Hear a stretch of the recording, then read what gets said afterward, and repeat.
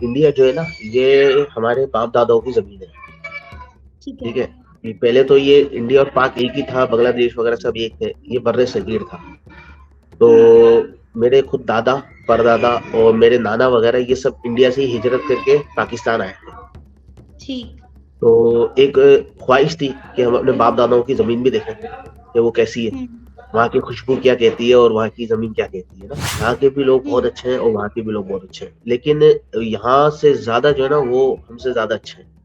खुशहाली के लिहाज से भी बहुत अच्छे हैं और उसके अलावा जो है उनकी डेवलपमेंट भी बहुत ज्यादा है हम्म। और तरक्याती उनकी बहुत ज्यादा हुई हुई है, यानी उनके रोड्स वगैरह और स्टेशन। जब मैंने अप्लाई किया था ना तो मैंने ये हमारे जो पड़ोसी वगैरह थे इनको पता चला और मेरे हम्म। वालिद भी इसमें शामिल है ना, तो मेरे घर वालों ने भी यही बात अर्ज की थी कि यार वहाँ के ये हो जाएगा, वो हो जाएगा, इस तरह हो जाएगा, उस तरह हो जाएगा। तो एक खौफ तो दिल में था कि लोग इस तरह बातें कर रहे हैं। अब जब मुख्तलिफ मुख्तलिफ जब लोग बातें कर रहे होते हैं ना, तो आपका जहन जो है ना डाइवर्ट हो जाता है कि यार अब क्या करना बात चाहिए। सही है। हम्म। तो मैं था और मेरे साथ मेरा छोटा भाई भी, यानी हम घर से दो बंदे थे ना, मेरा छोटा भाई भी मेरे साथ ही था। तो हम दोनों ने बोला अल्लाह का नाम लेते हैं, बिस्मिल्लाह करते हैं, जो होगा देखा जाएगा, या तो मर देखा जाएंगे जाएगा। या तो जिंदा वापस आएंगे, यही हमने सोच लिया था। वहां पर मुसलमानों के साथ कोई भी ज्यादती जुल्म मैंने नहीं देखा। मैं दिल्ली में था, देखा मैं दिल्ली में था ना, तो मैं दिल्ली शहर के हिसाब से ही आपसे बात करूंगा। अगर तो दूसरे शहरों में या कहीं और किसी और साइड पर अगर कुछ प्रॉब्लम्स हैं तो वो मेरे इल्म में नहीं है। और हम्म। दिल्ली के अंदर मैंने जुमे की नमाज भी पढ़ी अल्हम्दुलिल्लाह, और मुझे कोई वहां पे ऐसा कोई मामला नजर नहीं आया। और रही बात मज़ारात की, तो मज़ारात पे जो भी मामलात हैं तो उसमें भी जो है ना कोई वहाँ पे इन्वॉल्वमेंट नहीं होती कि किसी किस्म का कोई हम्म। वो हो, कह दो जब्त हो कि आप ये नहीं कर सकते, वो नहीं कर सकते, इस तरह का हमने कोई नोटिस नहीं किया। पूरी दुनिया के अंदर जो भी पड़ोसी मुल्क होता है ना, तो हम्म। उससे जो है ना ताल्लुकात अच्छे से अच्छे रखे जाते हैं, ये हमने देखा है दुनिया के अंदर। लेकिन हमारे साथ एक अजीबो गरीब मामला है, अल्लाह पाक इसमें बेहतर जाने के क्या मामला है। एक साइड हमारे पड़ोस में आता है अफगानिस्तान, दूसरी साइड आ जाता है इंडिया। हम वाहिद ऐसे पाकिस्तानी हुकूमत या हम पाकिस्तानी के जिनके दोनों मुल्कों से मामलाती अच्छे नहीं हैं। आज जो है ना हम जो है अपने आप को कहते हैं कि हम बहुत वो है, एजुकेटेड है, लेकिन मैं ये कहता हूँ कि हम लोग जीरो हैं। हमें तालीम ही नहीं है हमारे पास। अगर हमारे पास आज एजुकेशन होती, क्वालिफिकेशन होती ना, तो आज हम इंडिया और पाकिस्तान की जंग की बात कभी जिंदगी में नहीं करते, ना हम लड़ाई की बात करते, हम मोहब्बत और अमन का पैगाम देते। सबसे पहली बात तो ये कि वहाँ के लोग और उनका मिलना और उनकी मोहब्बतें देना, ये मैं ये समझता हूँ कि मैं सब कुछ भूल जाऊंगा लेकिन ये नहीं भूलूंगा, क्योंकि हम्म। इंसान इंसान को नहीं भूलता लेकिन खाना पीना भूल जाता है। अस्सलाम वालेकुम, नमस्ते, सत श्री अकाल। मैं हूँ सनामजद, एक और नई वीडियो के साथ आपकी खिदमत में हाजिर हूँ। आज हमें पाकिस्तान के शहर कराची से मोहम्मद याया ने ज्वाइन किया है, जो रिसेंटली इंडिया का विजिट करके आए हैं। इनका इंडिया का ये दौरा कैसा रहा, वहाँ कैसे जाना हुआ, किन किन शहरों में ये गए, वहाँ के लोगों के रवैये इनके साथ कैसे थे, वो सब जानते हैं इनसे। अस्सलाम वालेकुम वालेकुम अस्सलाम रहमतुल्लाहि व बरकातहू। Sir, thank you so much कि आपने अपना कीमती वक्त निकाला हमारे इस मोर प्रोग्राम में then welcome, more participate then करने वेलकम। के लिए।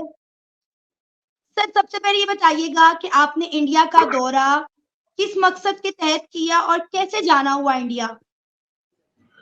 देखिए, इंडिया जो मेरा जाना हुआ था ना, वो हुआ था पिलग्रिम पर ना। पिलग्रिम होता है हुँ। ये, इसमें हमारी गवर्नमेंट हमें लेके जाती है ना इंडिया, और ठीक उनकी है। गवर्नमेंट का सिक्योरिटी वगैरह उनकी गवर्नमेंट हमें प्रोवाइड करती है। मेरा जो बेसिक हुँ। वीज़ा था, वो पिलग्रिम था, विज़िट वीज़ा नहीं था। अमूमन लोग ठीक मुझसे है। यही क्वेश्चन करते हैं कि आपने विज़िट वीज़ा लिया था? तो मैं उनसे यही अर्ज़ करता हूँ कि मैंने विज़िट वीज़ा नहीं लिया था।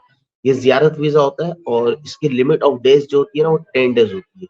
और हुँ। इसमें जो स्टे ऑफ डेज़ होते हैं ना, वो 5 डेज़ होते हैं। यानी हम इंडिया में जिस शहर का हमें वीज़ा मिलता है, वहाँ पर हम सिर्फ़ 5 ही दिन रुक सकते हैं उसमें। हुँ। तो सर, इंडिया के किन-किन शहरों में विज़िट किया आपने इन 5 दिनों के अंदर-अंदर? असल में देखें, एक तो ये डे ऑफ शॉर्ट है, ठीक है ना? 5 दिन में आप हुँ। कुछ भी चीज़ें, कोई भी काम नहीं कर सकते। इवन यहाँ हुँ। तक कि अगर आपके किसी एक शहर से दूसरे शहर में अगर रिश्तेदार हैं, तो आप वहाँ भी नामुमकिन वाली बात है कि आप जाएँ। क्योंकि हुँ। वीज़ा जो हमारे पास प्रोवाइड किया जाता है, उनकी हुकूमत की तरफ से वो एक ही शहर का दिया जाता है, जिस शहर को पिलग्रिम अलाउ होता है। अब मिसाल के तौर पे मैंने सही। जो अप्लाई किया था वो दिल्ली के लिए किया था ना, तो जिस टाइम हुँ। मैंने अप्लाई किया था तो वो उर्स था, और उर्स था हज़रत अमीर खुसरो रहमतुल्लाहि ताला अलैह। अल्लाह पाक इनकी बरकतें हम सबको अता फरमाए। तो आमीन। मैंने इनके उर्स के सिलसिले में ये अप्लाई किया था। तो सर ये आपके दिमाग में किस तरह से आया कि आपको यहाँ पर किनके उर्स पर जाना चाहिए? लाइक किस तरह ये ख्वाहिश आपके दिल के अंदर पैदा हुई? असल में देखें, मामला ये था कि इंडिया जो है ना, ये हमारे बाप दादाओं की ज़मीन है, ठीक है। ठीक है? ये पहले तो ये इंडिया और पाक एक ही था, बांग्लादेश वगैरह सब एक थे, ये बर्रे सगीर था। तो मेरे खुद दादा, परदादा और मेरे नाना वगैरह ये सब इंडिया से ही हिजरत करके पाकिस्तान आए थे। ठीक। तो एक ख्वाहिश थी कि हम अपने बाप दादाओं की ज़मीन भी देखें कि वो कैसी है, हुँ, वहाँ की खुशबू क्या कहती है और वहाँ की ज़मीन क्या कहती है ना? हुँ। तो बस इस सिलसिले में बस जुस्तजू लगी रही। तो मेरा विज़िट पे बेसिकली जाने का प्लान था, लेकिन विज़िट के लिए जो है ना कोई रिश्तेदार मुझे मिल नहीं रहा था ना। लेकिन अल्हम्दुलिल्लाह हुँ। वो भी रिश्तेदार हमारे हमने ढूँढे, तो वो भी अल्हम्दुलिल्लाह मिल गए। तो सर विज़िट वीज़ा और इस वीज़ा में क्या फ़र्क है और कितनी मुश्किल से मिलते हैं ये वीज़ाज़? क्योंकि अगर हम बात करें तो अभी पाकिस्तान गवर्नमेंट ने और इंडियन गवर्नमेंट ने वीज़ाज़ बंद किए हुए हैं। इंडिया से लोग पाकिस्तान और पाकिस्तान से इंडिया बड़ी मुश्किल से जा पा रहे हैं। देखिए, इंडिया से पाकिस्तान आना बहुत सिंपल है, वहाँ पे कोई इतनी प्रॉब्लम नहीं है, वहाँ से पाकिस्तान आराम से आया जा सकता है ना। तो अभी रिसेंटली कोई रिश्तेदार हमारे आए हुए भी थे कराची ना, वो इंदौर से आए हुए थे और अब वो जा चुके हैं। बेसिक प्रॉब्लम जो है ना, वो सारी हमारे साथ है। असल में जी। हमारे साथ ये प्रॉब्लम है कि पाकिस्तानियों को और खासकर मुसलमानों को जो वीज़े प्रोवाइड किए जाते हैं ना, वो बहुत लिमिटेड दिए जा रहे हैं ना, बड़ी किल्लत से देते हैं। हुँ, और किल्लत से जो वीज़े दिए जाते हैं ना, वो दोनों में दिए जाते हैं। पिलग्रिम में भी बहुत शॉर्ट वीज़े दिए जाते हैं और विज़िट पे भी शॉर्ट वीज़े दिए जाते हैं। अगर मैं हम पिलग्रिम पे बात करते हैं ना, अगर पिलग्रिम का जैसे अलाउ हुआ था 200 पर्सन्स का ना, यानी कि इनका हुँ। 200% गवर्नमेंट ने अलाउ कर दिया, यानी आपने जो ग्रुप लेके आना है वो 200 बंदों का लेके आना है। इन्होंने ठीक है। 200 पासपोर्ट, हाँ, मज़हबी उम्र वालों ने 200 पासपोर्ट एम्बेसी वालों को भिजवाए। अब उसमें हुँ, से भी जो है ना ये पासपोर्ट को शॉर्ट कर देते हैं, उसमें से भी जो है ना 100 टू 110 पर्सन्स को ही वीज़े प्रोवाइड किए जाते हैं। अब हुँ, लास्ट ईयर जो पिछले साल अजमेर में उर्स हुआ था, उसके अंदर भी सेम यही हुआ था कि अजमेर का हर साल 500 पर्सन्स का ग्रुप जाता है, 500 बंदों का। तो हुँ। उसके अंदर भी उन्होंने शॉर्ट कर दिया था, हाफ ग्रुप उन्होंने डेडिकेट किया था, यानी 250 बंदों को, यानी 249 वीज़े उन्होंने अप्रूव किए थे खाली पासपोर्ट्स पे। सही। तो ये थोड़ी-सी जो है ना इंडियन इंडियन हुकूमत की तरफ से है। बाकी हमारी जो वहाँ पर अब दिल्ली में एम्बेसी बनी हुई है, उनको तो ईज़ी टू वीज़ा प्रोवाइड कर दिया जाता है। बस वो सुबह जाते हैं और शाम में उनको वीज़ा मिल जाता है। तो सर आपका ये इंडिया का पहला दौरा था या इससे पहले भी आप जा चुके हैं? ये मेरी फर्स्ट ट्रिप थी। तो कैसा लगा आपको पहली दफ़ा इंडिया जाकर? क्या फ़र्क देखा इंडिया और पाकिस्तान के लोगों में? देखिए, लोगों में तो वहाँ कोई फ़र्क नहीं है। यहाँ के भी लोग बहुत हुँ, अच्छे हैं और वहाँ के भी लोग बहुत अच्छे हैं। लेकिन यहाँ से ज़्यादा जो है ना वो हमसे ज़्यादा अच्छे हैं। खुशहाली के लिहाज़ से भी बहुत अच्छे हैं और उसके अलावा जो है उनकी डेवलपमेंट भी बहुत ज़्यादा है हुँ, और तरक्कियाती उनकी बहुत ज़्यादा हुई हुई है। यानी उनके रोड्स वग़ैरह और स्टेशंस, इवन यहाँ तक कि हमारा जितना भी सफ़र था वो ट्रेन का ही हुआ है ना। यानी कि हमने हुँ, अमृतसर से ट्रेन से दिल्ली ही गए और दिल्ली से रिटर्न भी हम सही। ट्रेन में ही आए अमृतसर। ट्रेन उनकी वेल डेवलप है हमारी निस्बत। हमारी जैसे ग्रीन लाइन है तो उनकी वहाँ पर इकोनॉमी क्लास है। ये आप कह हुँ। सकते हैं। अच्छा सर ये बताइएगा कि इंडिया जाने से पहले आपके दिमाग में क्या तासुर बना हुआ था? क्या खौफ तारी था कि इंडिया जाऊँगा तो क्या वापिस आ पाऊँगा या नहीं आ पाऊँगा? वहाँ पे लोगों का रवैया कैसे होगा? क्योंकि इस वक़्त आपने सुन्नत-ए नबवी अपने मुँह के ऊपर सजाई हुई है, मैं दाढ़ी की बात कर रही हूँ और यकीनन दाढ़ी की वजह से कहा जाता है कि मुसलमान पहचाने जाते हैं और इंडिया में मुसलमानों को आज़ादी नहीं है, उनके राइट्स नहीं मिलते, उन पर ज़ुल्म और ज़्यादती की जाती है। तो जाने से पहले क्या कोई खौफ था आपके दिमाग में और क्या तासुर था जाने से पहले? क्या सोच के रखा हुआ था इंडिया के बारे में? देखें, जिस टाइम मैंने वीज़े के लिए अप्लाई किया था ना, मैं आपको शुरू से हुँ, अर्ज़ करता हूँ। तो क्योंकि ज़ाहिर-सी बात है पूरा इलाका मुझे अल्हम्दुलिल्लाह बहुत अच्छी तरह जानता है। इवन कराची के अंदर भी मुझे अच्छी तादाद में लोग जानते हैं, क्योंकि फील्ड माशाअल्लाह। वाइज़ भी ना, तो हमारा काम बेसिकली जो है ना तकरीबन पूरा पाकिस्तान घूमने का है, फ्यूमिगेशन का मेरा काम है। और ये आपने जो बात कही ना डर खौफ वाली, उस पे ही मैं आ रहा हूँ ना। जब मैंने अप्लाई किया था ना तो मैंने ये हमारे जो पड़ोसी वगैरह थे इनको पता चला और हुँ, मेरे वालिद भी इसमें शामिल है ना, तो मेरे घरवालों ने भी यही बात अर्ज़ की थी कि यार वहाँ के ये हो जाएगा, वो हो जाएगा, इस तरह हो जाएगा, उस तरह हो जाएगा। तो एक खौफ तो दिल में था कि लोग इस तरह बातें कर रहे हैं। अब जब मुख्तलिफ जब लोग बातें कर रहे होते हैं ना, तो आपका ज़हन जो है ना डाइवर्ट हो जाता है कि यार अब क्या करना बहुत चाहिए? सही है। हुँ, तो मैं था और मेरे साथ मेरा छोटा भाई भी, यानी हम घर से 2 बंदे थे ना, मेरा छोटा भाई भी मेरे साथ ही था। तो हम दोनों ने बोला अल्लाह का नाम लेते हैं, बिस्मिल्लाह करते हैं, जो होगा देखा जाएगा। या तो मर देखा जाएँगे जाएगा। या तो ज़िंदा वापस आएँगे, यही हमने सोच लिया था। हुँ, या तो अल्लाह की राह में शहीद हैं, या तो गाज़ी बन के वापस आएँगे। लेकिन जब हम हमने अपना लाहौर का बॉर्डर क्रॉस किया, तो उनके बॉर्डर पे जो दरवाज़े पे अटारी दरवाज़े पे जो उनके बीएसएफ के जो उनके बंदे खड़े हुए थे, सबसे पहले तो उन्होंने बड़ी इज़्ज़त करी हमारी। और ये कह लें कि बस गले नहीं मिला वो, लेकिन जो उसकी गुफ्तगू और जो उसका जो मिलन था ना, वो ऐसा लग रहा था कि हमारे ही इंतज़ार में बैठा हुआ था कि यार ये लोग कब आएँ तो मैं इनसे मोहब्बतें निछावर करूँ, पहली बात। हुँ, फिर दूसरी बात, जब हम उनकी इमिग्रेशन पर पहुँचे, तो उनका भी बड़ा खुलूस वाला अंदाज़ था। उन्होंने भी ये नहीं कहा कि यार तुम मुसलमान हो तो ये हो तो वो हो, इस तरह के उन्होंने कोई वो नहीं किया, कमेंट नहीं करा हमें। और ना ही उन्होंने जो है ना कोई ऐसा पॉइंट ऑफ व्यू, यानी कि कोई ऐसी बात कही हो कि जिससे आपका हर्ट हो, ये ऐसा कुछ भी नहीं था। आपने बात की कि आप मज़ार शरीफ पर हाज़िरी के लिए गए थे, दरगाह पर गए थे। अगर हम 1 मिनट के लिए अपनी दरगाहों की बात करें, पाकिस्तान के बड़े-बड़े मज़ार इस वक़्त हिंदुस्तान में मौजूद हैं। तो हिंदुस्तान की सरकार ने किस तरह उन मज़ारों को, उन दरगाहों को, उन मसाजिद को रखा हुआ है? क्योंकि देखिए यहाँ का मुसलमान यही सोचता है कि वहाँ पर मुसलमानों को आज़ादी नहीं है मसाजिद में जाने की, नमाज़ पढ़ने की, वो बड़ी दबी हुई घुटी हुई ज़िंदगी गुज़ार रहे हैं, उन पे बड़े ज़ुल्म हो रहे हैं। अब आप एक पाकिस्तानी हैं, मुसलमान हैं, आप अपनी आँखों से वहाँ पर सब कुछ देख कर आए हैं, तो मैं चाहूँगी कि आप उन लोगों को हकीकत से आगाह करें, जो मीडिया की सुनी-सुनाई बातों पर कान धरते हैं और इंडिया के बारे में नेगेटिव सोच रखते हैं।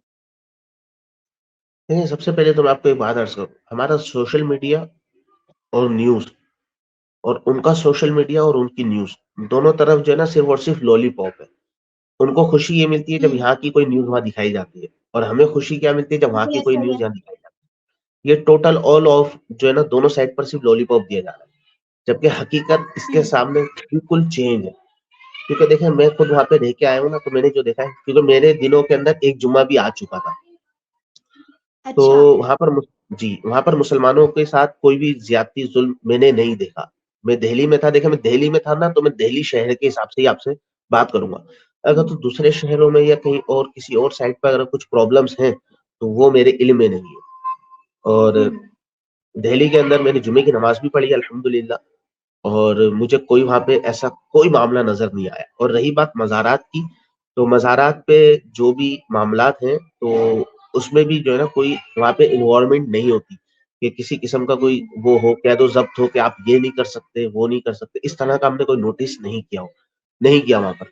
मसाजिद के अंदर भी जो है ना कोई ऐसा वो नहीं है कि रोक-टोक हो कि आप ये वाला बयान नहीं कर सकते, वो बयान नहीं कर सकते। मैंने ये नोट नहीं किया। तो मैंने एक ही जुम्मा वहाँ गुज़ारा है, मेरे पास सिर्फ़ एक जुम्मा आया था, जिस दिन मैं पहुँचा था वही दिन जुम्मे का दिन था वहाँ पर, जिस दिन मैं दिल्ली पहुँचा था। हुँ, तो नमाज़ पढ़ने के बाद मस्जिद से हम निकले तो मार्केट वग़ैरह में आ गए थे हम। मार्केट में जिनको जो पहचान जाते थे वो तो खुश होते थे, और जिनको नहीं नहीं पहचान पाते थे ना, वो काफ़ी सोर्स यानी कि काफ़ी फ़ोर्स करते थे, कि यार आप कहाँ से आए हो? आप कहाँ से? फिर हम मजबूरी जब बन जाती थी ना, जब बहुत ज़्यादा वो फ़ोर्स करने पे आ जाता था, फिर हम उससे कहते थे हम कराची से आए हैं। फिर जो है उसके जो रंग और रूप और जो उसका जो वो होता है ना मोहब्बत का इज़हार, वो ऐसा होता था हुँ, कि वो मैं बयान नहीं कर सकता इसमें। यानी ये ज़बरदस्त। बिल्कुल ही अलग है। मोहब्बतें करने वाले ज़्यादा है और नफ़रत करने वाले कम है।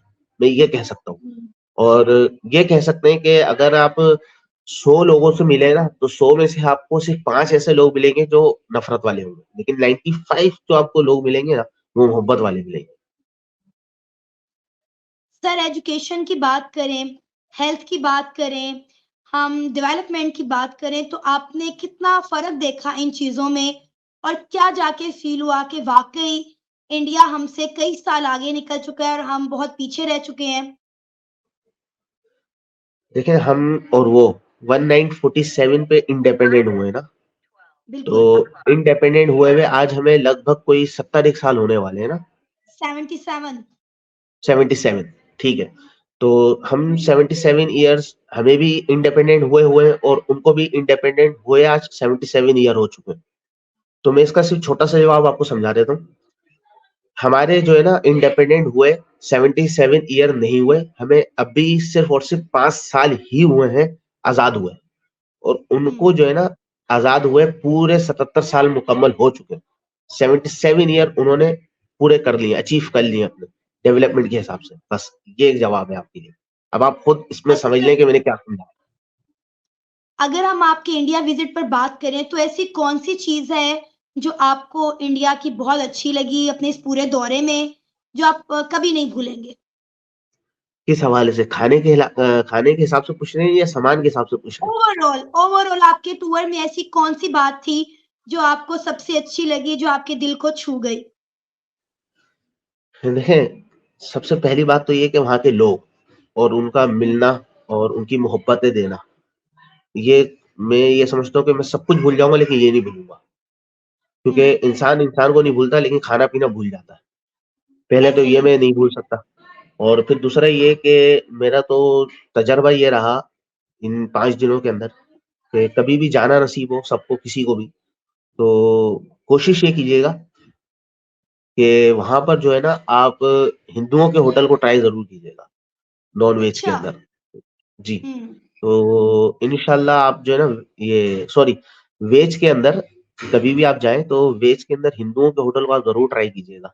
आप इंशाल्लाह जो है ना ये नॉन-वेज अपना भूल जाएँगे, चिकन वगैरह ये वो गोश्त वगैरह, मटन वगैरह सब भूल जाएँगे। ऐसा वो जो है ना वेज बनाते हैं वहाँ पर हिंदू। तो ये एक मुझे क्या-क्या एक अच्छा खाया फिर याद है। आपने और सबसे मज़े की डिश कौन-सी लगी वेज में?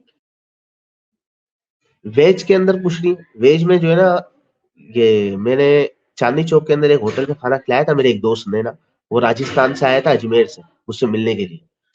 तो हुँ, वो मुझे लेके गया था चांदनी चौक पे वाह जी वाह के होटल पर। तो उसी ने वो ऑर्डर ज़बरदस्त। किया था। उसने मुझसे पूछा था कि यहिया भाई क्या मँगवाना है? तो मैंने कहा यार देखो, मेरा तो ये पहला एक्सपीरियंस है, मुझे तो इतना आइडिया नहीं है। तो आप लोग तो यहीं के हो, आपको ज़्यादा पता होगा क्योंकि आप दिल्ली आते रहते हो, हुँ, आपका काम भी माशाल्लाह बहुत ऐसा ही है आने-जाने का। तो फिर उसने अपने हिसाब से एक ऑर्डर बनाया था ना, जिसके अंदर पनीर के ही आइटम थे तकरीबन ज़्यादातर।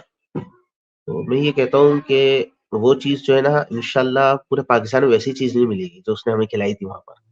पनीर के अंदर था सही। तकरीबन उसने 4-5 डिशें ऑर्डर की थी, और चारों पाँचों जो है ना वो पनीर पे ही बना हुआ था, बेस उनकी पनीर ही थी। लेकिन चारों पाँचों का हुँ, टेस्ट ऐसा था और चारों पाँचों अलग डिफरेंस थी।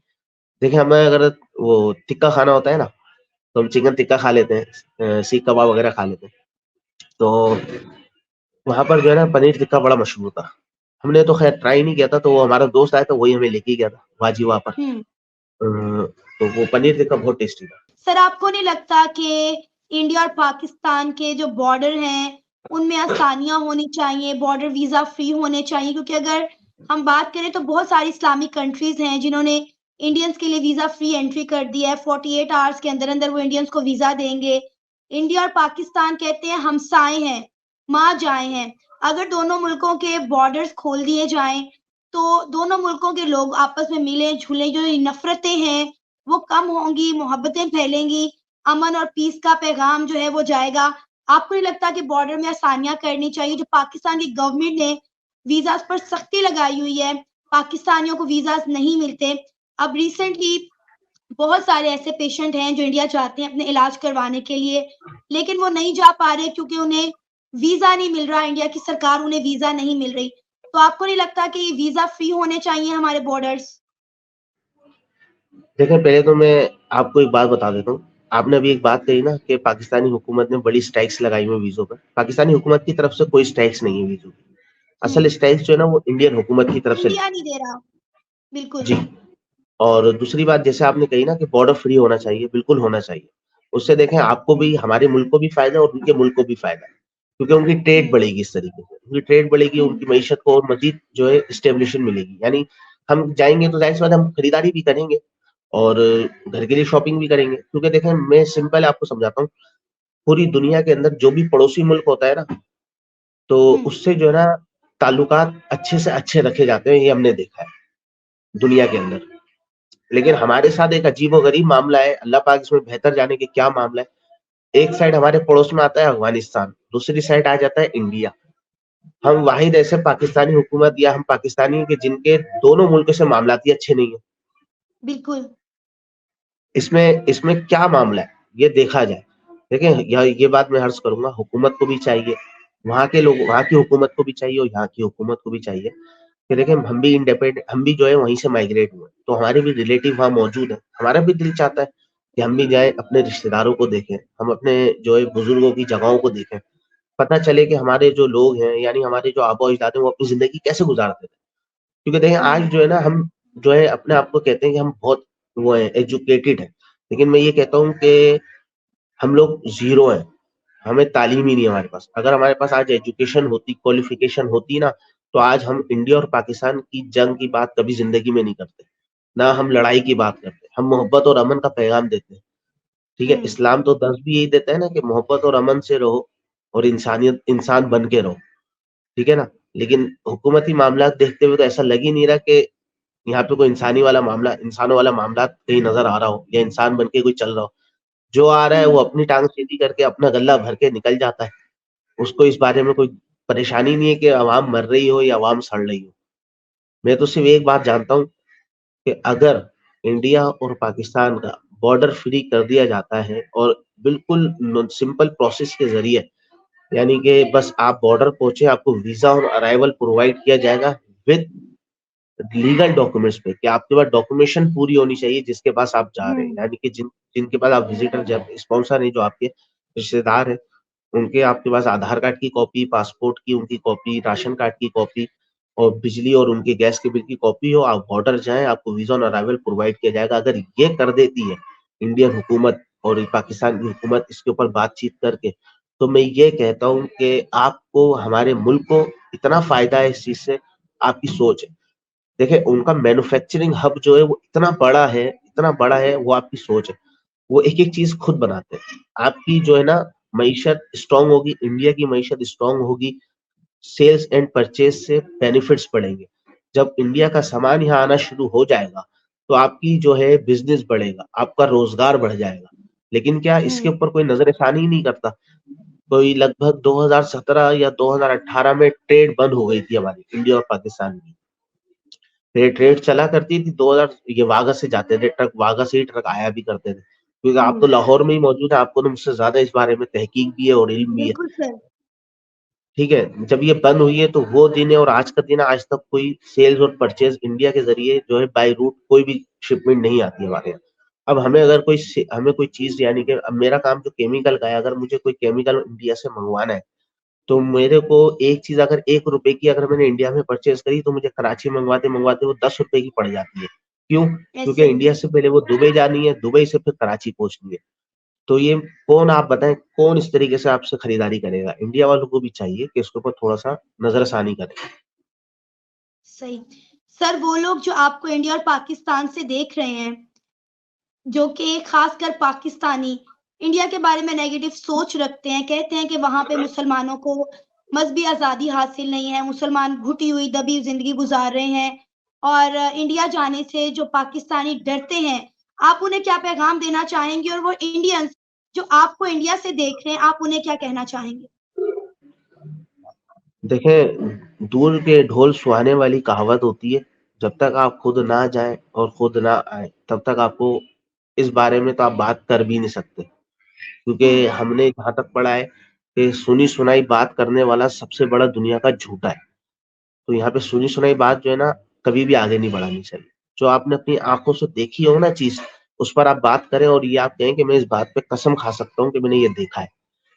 हुँ, तो मैं तो ये कहूँगा कि वहाँ के चाहे हिंदू हों इंडिया के, चाहे मुसलमान हों, एक दफ़ा आप ज़रा पाकिस्तान आएँ और फिर आप देखें कि आपके साथ कितनी मोहब्बतें दी जाती हैं। मैं ये कहता हूँ कि अगर आपने सिर्फ़ ये कह दिया ना कि मैं फलाने शहर से आया हूँ इंडिया के, किसी दुकान पे अगर आप खाना खाने बैठे, तो मैं गारंटी दे रहा हूँ कि आपसे वो दुकान वाला पैसे भी नहीं लेगा, इंशाअल्लाह। तो हमने तो ये अपनी आँखों से देखा है ना कराची के अंदर, तो ये कराची में हमारे रिलेटिव आते रहते हैं इंडिया से ना, हुँ, ये जो वाक़यात हमने देखे हैं वो हमारे साथ हुए। लेकिन इंडिया में ख़ैर हमारे साथ ऐसा नहीं हुआ। किसी दुकानदार ने बोला, यार आप मेरे मेहमान हो। यानी जिसकी दुकान पे हम खाना वाना खाने गए, उसने कभी ऐसा नहीं कहा। लेकिन इसके अलावा जैसे हम किसी की शॉपिंग करने किसी शॉप पर हम चलते थे ना, अगर उसको पता चल जाता था कि हम पाकिस्तानी, तो वो हमारी मेहमान नवाजी करता जरूर था, भले इवन यहाँ तक कि वो अगर हिंदू भी क्यों ना हो। हिंदू भी अगर वो ये इनके यहाँ जैसे वो दूसरे एक हिंदू भी होते हैं ना, ब्राह्मण पता नहीं कौन से होते हैं, अगर वो भी हिंदू होगा ब्राह्मण। ना तो ब्राह्मण, तो अगर इवन वो भी हिंदू होगा ना, तो वो भी आपको मेहमान ही समझेगा और वो आपके लिए चाय तो जरूर मंगवाएगा, ये मेरी गारंटी है। जबरदस्त। सही। Sir thank you so much कि आपने अपना कीमती वक्त निकाला और अपनी राय का इजहार किया हमारे प्रोग्राम में। यकीनन आपकी ये गुफ्तगू सुनने के बाद बहुत सारे जो लोग हैं, जो इंडिया और पाकिस्तान के दरमियान नफ़रतें फैला रहे हैं, नेगेटिविटी पैदा कर रहे हैं, यकीनन बहुत सारे लोग जिनके दिमागों में ये कॉन्सेप्ट पाया जाता है कि हमें इंडिया नहीं जाना चाहिए, हम सही सलामत वापस नहीं आएँगे। यकीनन उन तमाम लोगों की आज ये सोच बदली होगी, उन्हें अपने सवालों के जवाब मिले होंगे और मेरा अपना बड़ा प्लान है इंडिया जाने का। अभी कुछ फैमिली इश्यूज़ हैं जिसकी वज़ह से मैं जा नहीं पा रही, लेकिन अनकरीब अभी बच्चे बहुत छोटे हैं, जैसे ही वो बड़े होंगे मेरा पूरा प्लान है कि मैं भी इंडिया विज़िट करूँ और इंडिया जाके व्लॉगिंग करूँ, इंडिया का हाल, वहाँ का अहवाल, वहाँ के मुसलमानों की बात, वहाँ की डेवलपमेंट की बात आप लोगों के साथ शेयर करूँ। Once again sir thank you so much, आपने अपना कीमती वक़्त निकाला, हमारे इस प्रोग्राम में बहुत अपनी राय का वेलकम। इज़हार किया। अपना ख़्याल रखिएगा। अल्लाह हाफ़िज़।